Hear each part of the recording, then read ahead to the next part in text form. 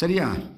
அதே மாதிரி 30s count, 40s count, 80s, 100s, 120, நீங்கள் என்ன கவுண்ட்டு வேணுனாலும் 1.69 into count into weight of the yarn போட்டிங்கன்னா லென்த் ஆஃப் தி யான் கிடைக்கும்.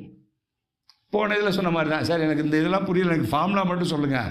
நீங்கள் எழுதி போட்டேன். என்ன ஃபார்முலா?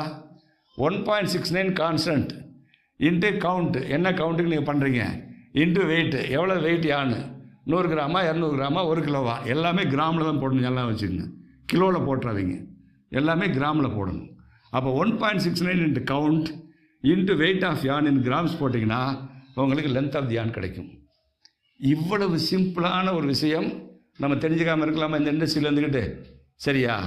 ஸோ அதுதான் சொல்லுவேன், திரும்ப திரும்ப ஒரு விஷயத்தை நம்ம மனசுக்குள்ளே ஏற்றணும் அப்படின்னா ஒன்றா அது திரும்ப திரும்ப யூஸ் பண்ணணும், இல்லை மனப்பாடம் பண்ணணும், இல்லைன்னா நம்ம என்ன பண்ணுவோம், சின்ன பேப்பரில் எழுதி வச்சு அப்போக்கப்போ பார்த்துக்கணும்.